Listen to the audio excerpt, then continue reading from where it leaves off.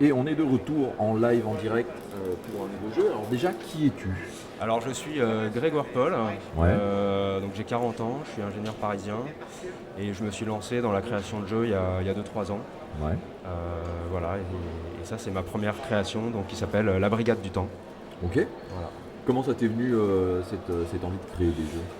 Alors moi à la base je suis assez fan d'intrigues policières, je suis assez fan de SF, de tout ce qui tourne autour des voyages dans le temps. Et c'est un peu comme ça que m'est venue l'idée de la création de ce jeu qui mêle toutes ces thématiques en fait. Ok. Alors, explique-nous du coup, qu'est-ce que c'est que ce jeu? Alors en fait, dans la Brigade du Temps, un crime a été commis dans une ville en 2050. Mhm. Le meurtrier s'est enfui, blessé à l'issue d'une fusillade. Et notre mission en tant qu'inspecteur de la Brigade du Temps, ça va être de identifier ce meurtrier, Ouais. trouver les preuves de son crime et trouver à quel endroit il se situe pour pouvoir l'arrêter en fin de partie. D'accord. Donc c'est un jeu pas coopératif, Ouais. on est l'un contre l'autre et le but c'est de résoudre l'enquête avant les autres inspecteurs. Ok. Au niveau matériel, donc il y a plein de choses. Pas plein de choses. Il y a Yes. quand même pas mal de matériel.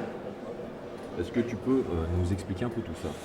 Alors en fait comme je le disais, donc c'est une enquête qui se déroule avec des histoires de paradoxes temporels et qui va se dérouler à cheval entre deux époques.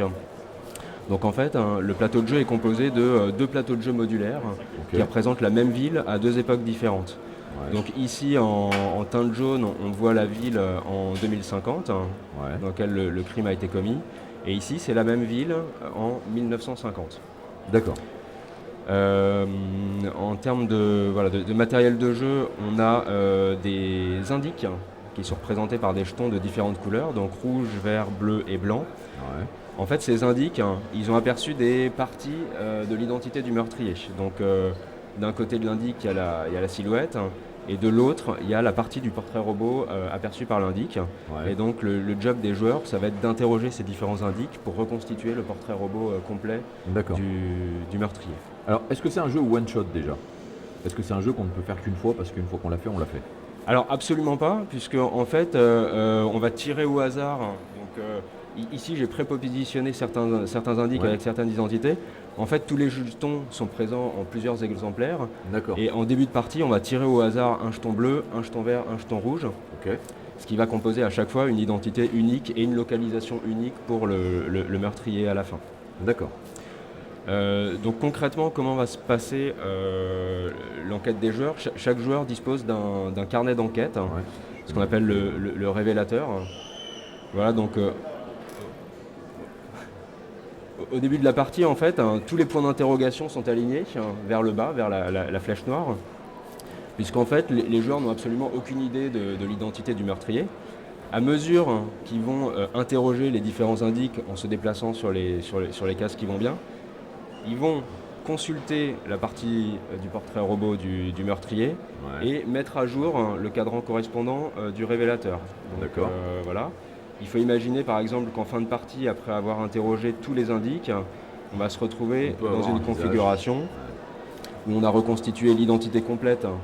du meurtrier, ce qui va faire apparaître également la localisation du meurtrier sur le plateau de jeu. D'accord. Donc, par exemple ici c'est l'étoile entourée du carré jaune qui correspond à cette case. Et ça va faire apparaître également les preuves nécessaires à son arrestation qui vont se matérialiser sous la forme de brins d'ADN de différentes couleurs et D'accord. qui vont apparaître à droite et à gauche du meurtrier. Donc l'objectif des joueurs, ça va être d'identifier le meurtrier, de se rendre sur cette case pour l'arrêter et dans l'intervalle de collecter des collecter cartes les infos. ADN D'accord. de manière à avoir les deux cartes qui correspondent à ce qui est dessiné à côté du portrait robot. Ok. Voilà. Du coup, comment se passe un tour? Alors, pendant un tour, donc, les inspecteurs commencent déjà sur la case de la brigade du temps. Ouais. Pendant un tour, les actions possibles sont d'une part un déplacement qui peut être de se déplacer d'une tuile à une autre, relié par un chemin, ou de se déplacer sur la case où il y a le laboratoire temporel sur le laboratoire temporel de l'autre époque. Ça, c'est une action de type déplacement. En plus de ça, les joueurs peuvent faire une action d'enquête. Donc une action d'enquête, il y en a de deux types. Je suis sur la case d'un témoin, je l'interroge, je consulte le portrait robot et je mets à jour le révélateur. Ou je suis sur une case avec une tache de sang. Dans ce cas-là, je vais collecter de l'ADN. C'est-à-dire concrètement, je vais piocher 2 cartes ADN, je vais les regarder, je choisis celle qui me convient et je défausse l'autre. D'accord, ok. Voilà. Après chaque enquête, on va déposer un petit cube de notre couleur à l'endroit où on a enquêté. Et on n'aura plus le droit d'enquêter sur la même case jusqu'à ce que le cube ait été recouvert par le cube d'un autre joueur. D'accord. Par exemple, ici j'ai enquêté, je ne peux plus enquêter. Mettons que toi, joueur orange, tu enquêtes ensuite. Hop, les petits pions sont aimantés. Et ben moi, je peux enquêter à nouveau à la suite puisque mon cube a été recouvert. C'est toujours le joueur au sommet de la pile qui ne peut plus enquêter. Exactement. Si ton cube est au sommet, l'enquête, la collecte d'ADN n'est pas possible. D'accord. Voilà, donc ça, c'est les actions de type enquête. Ouais. Et enfin, dernier point, et non des moindres, en fait, l'enquête se situant à cheval entre 2 époques, elle entraîne des dérèglements de l'espace-temps, connus sous le nom de déglingage temporel. D'accord. Alors, Un nom très scientifique s'il en est. un nom, ouais, je l'ai puisé dans un bouquin de physique quantique, c'est officiel.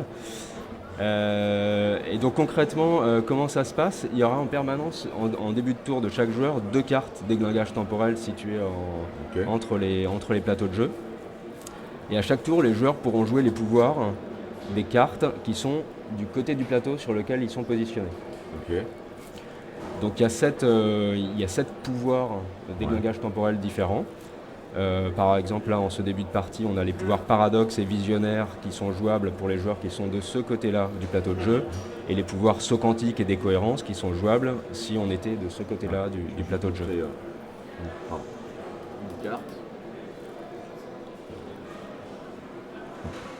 Ok. Et comment on passe d'une période temporelle à l'autre? Alors, il y a plusieurs mécanismes. J'en parlais au début. Ouais. Quand on est sur le laboratoire temporel, on peut passer immédiatement d'ici à ici. Et ensuite, il y a plusieurs cartes. Par exemple, ici, il y a la carte paradoxe. La carte paradoxe, elle me permettrait par exemple de venir ici, d'interroger le témoin et ensuite de jouer paradoxe. Et cette carte-là a pour effet en fait de pouvoir inverser la tuile sur laquelle on se trouve dans le présent avec la tuile correspondante du passé, ce qui va progressivement mixer.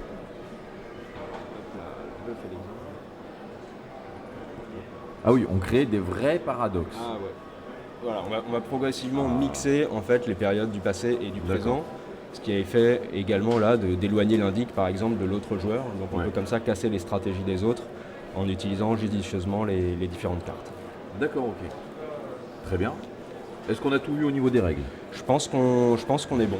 Ah bah, je te propose qu'on fasse 2-3 tours de jeu histoire de voir comment ça marche. Donc on va peut-être remettre la ville dans sa position d'origine. Hop. Hop. Les 2 joueurs commencent. On commence toujours ici, voilà. Et je te propose de. Oui, je vais vérifier que j'ai bien mis dans la position d'origine. Les points d'interrogation. On va dire qu'on n'a pas vu lui. Voilà. Et bah, je te propose de commencer, comme ça on voit comment se passe un tour, et puis après je prends le relais. Et bah très bien. Alors moi je suis le joueur violet, ce que je vais faire par exemple, je vais me déplacer ici et je vais utiliser la carte visionnaire en collectant de l'ADN. Le pouvoir de cette carte me permet, au lieu de piocher 2 cartes et d'en garder une, d'en piocher 3 et d'en garder 2. Ok. Donc je place un petit cube. Tu fais ton enquête. Je prends mes 3 cartes, voilà. Je ne sais pas trop où est situé le truc. Je décide de garder ces 2-là et je rejette l'autre. Alors, il faut juste savoir qu'en début de partie, comme on n'a aucun indice sur les brins d'ADN à collecter, on prend un peu au hasard. Au fur et à mesure qu'on interrogera les témoins, on va affiner notre sélection. Voilà. Donc du coup, là, c'est à moi. Et là, donc j'ai utilisé un déplacement, une action d'enquête et un paradoxe temporel qu'on va défausser. Et du coup, c'est au tour du joueur suivant et on remet une nouvelle carte. D'accord.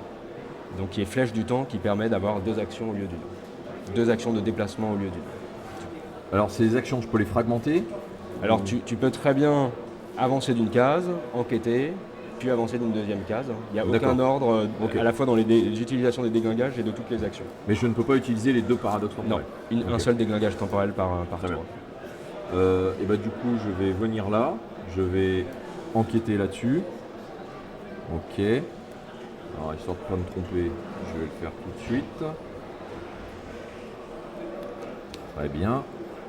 Je le remets là. Et ensuite, je vais faire une flèche du temps et venir ici. Ok. Donc du coup, on défausse la flèche du temps parce qu'elle a été utilisée. Ouais. On va mettre dans le même sens. Et on met un nouveau déglingage temporel qui est est encore une flèche du temps. À nouveau une flèche du temps. Et du coup, vu que j'ai enquêté ici... Alors non, c'est uniquement pour la collecte d'ADN qu'on va venir placer un petit cube. Très bien. Alors à mon tour, moi je vais venir ici et interroger le témoin vert. Hop. Hop. Et je vais utiliser la carte Paradoxe qui va me permettre d'inverser en fait le présent et le passé.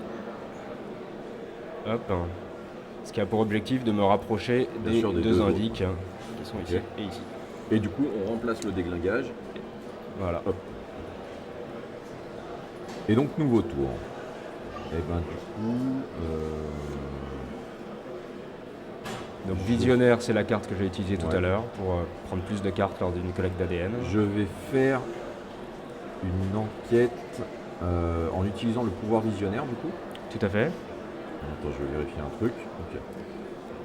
1, 2 et 3. On y a accès n'importe quand à notre... Bien sûr, tu ne veux juste pas le montrer aux autres. Ouais. Comme tu as interrogé un témoin rouge, tu as déjà un petit bout d'indice sur les ADN qui est les plus intéressants. Ok. Hop, et quand on défausse, c'est ad vitam aeternam. Voilà. Ok. Très bien. Et il me reste mon action de déplacement. Alors n'oublie pas de mettre un petit cube. Oui, j'ai mis un petit cube parce que j'ai enquêté là. Et mon action de déplacement, ça va être de venir ici. Voilà. Du coup, on remplace le déglingage temporel. Toujours. Que fait le saut quantique? Alors, le saut quantique nouvelle carte, elle permet, quand un autre inspecteur est accessible sur un chemin en ligne droite, de lui demander de te donner une carte. D'accord. C'est un genre de braquage des autres inspecteurs. Très bien. Vol de preuve.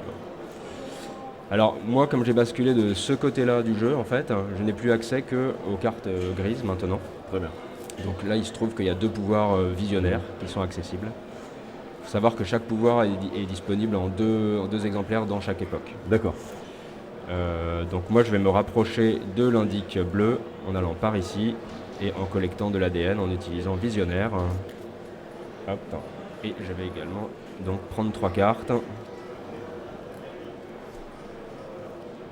et conserver ces 2-là. Voilà. Bon, décidément, on a des cartes visionnaires qui tombent beaucoup. On est très visionnaire. On est très visionnaire sur ce début de partie, Très bien. Je me suis pas bien arrangé en fait là. Alors tu t'es allé te coincer un petit peu dans un coin. Il aurait peut-être été judicieux de pas trop s'éloigner de la case laboratoire du temps, qui t'aurait permis d'être un peu plus flexible sur les époques. Écoute, je vais faire de l'amassage d'ADN en utilisant le visionnaire.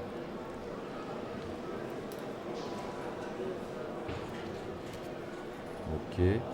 Les petits symboles qu'on a sur le plateau, il faut que ça soit stricto sensu les mêmes ou juste une partie de la carte, parce que une carte ADN, elle a 2 symboles à chaque fois. Ouais. Et il faut qu'il y ait un des 2 symboles présents. Non, il faut que une carte ADN corresponde exactement à la carte qui sera révélée. Exactement. Okay. Donc il faut avoir 2 cartes en main à la fin qui correspondent exactement aux combinaisons trouvées. Hop. Et du coup, je vais faire un déplacement. Je vais venir là. Voilà. J'ai enquêté, je mets mon petit cube. Alors là, je viens de tirer la carte décohérence, donc ça c'est un pouvoir qu'on n'avait pas encore eu. Ouais. La carte décohérence, elle te permet d'interroger un témoin depuis l'autre époque, sous réserve que tu sois sur une case similaire au témoin. Okay. Et pour ça, il faut juste défausser d'une carte ADN que tu auras en main de la couleur de l'indice que tu veux interroger. Ok. Donc, toi, ça peut t'intéresser pour la suite. Ah oui, ok, parce que sur je vais montrer sur une carte ADN. On a dans l'angle, en haut à gauche et en bas à droite, je ne sais pas si on voit bien, on a une petite couleur de personnage qui correspond à un des pions qui est sur le plateau. Exactement. Donc moi je m'avance, j'interroge l'indice bleu, je mets à jour le révélateur et il n'y a pas de carte qui m'intéresse, donc je choisis de ne pas utiliser de déglingage temporel à ce tour-là. D'accord. Et ben moi je vais utiliser du coup la décohérence Oui. et je vais pouvoir regarder celui-ci. Ouais, sous réserve que tu aies une carte carte ajoutée. ADN qui porte un petit symbole bleu Ah oui, c'est vrai. que tu vas devoir défausser. Hop, du coup je la révèle, elle Nickel. a bien un personnage bleu. Nickel. Donc, je la défausse et je me permets de regarder ça. Hop là. Tac. Qu'est-ce qui se passe? Ah oui, c'est tout le plateau qui a tourné du coup. C'est plus facile. Là. Très bien. Et je peux me déplacer du coup. Tu peux te déplacer. J'ai fait la décohérence. Tu peux même toujours réaliser une action d'enquête puisque la décohérence c'est une action de déglingage temporel. Oui, c'est vrai. Donc tu Du peux. coup, je vais la faire. Parce que ça a l'air sympa d'avoir des cartes en main. Ça et ça. Et n'oublie pas un petit cube orange. Et le petit cube. Par-dessus. Voilà. Ok. Donc là, le jeu va continuer. On va arriver à se faire un personnage. Ouais. Donc moi, je vais montrer. J'avais déjà du coup 2 éléments pour reconstituer le visage et une partie de l'ADN. Donc l'ADN qui est indiqué là. Exactement. Et ni plus ni moins, c'est le premier qui a tous les éléments. Le premier qui a tous les éléments qui se rend sur la case indiquée à la fin Oui, ici, par, une fois qu'on par a, ce- voilà, qui dévoile ses cartes ADN et qui montre qu'il a gagné la partie. Ok, très bien. Et ben j'aime beaucoup, c'est très sympa ce mélange entre Mystère de Pékin, Cluedo, un peu de fouille de cartes, c'est très très sympa. Et le côté, on saute dans les étapes, dans le temps, c'est original. J'aime beaucoup. J'aime Ok. beaucoup ce jeu. Eh ben, merci beaucoup. Est-ce que tu l'as déjà présenté à... Non, je le présente ici donc au concours des tables libres de Ouais. Protogone. Et sinon, voilà, j'ai surtout fait partager dans les cercles d'amis, tables libres, Ouais. etc. Et voilà, c'est une première. Et ben en tout cas, félicitations parce que c'est un excellent jeu. J'aime Merci. beaucoup. J'aime beaucoup. On te remercie, on te souhaite plein de bonnes choses, du monde sur le salon, n'hésitez pas à venir. Rappelle-nous le nom du jeu, Donc c'est la Brigade du Temps. La Brigade du Temps, et n'hésitez pas à venir le tester sur Octogone. A très bientôt. À très bientôt.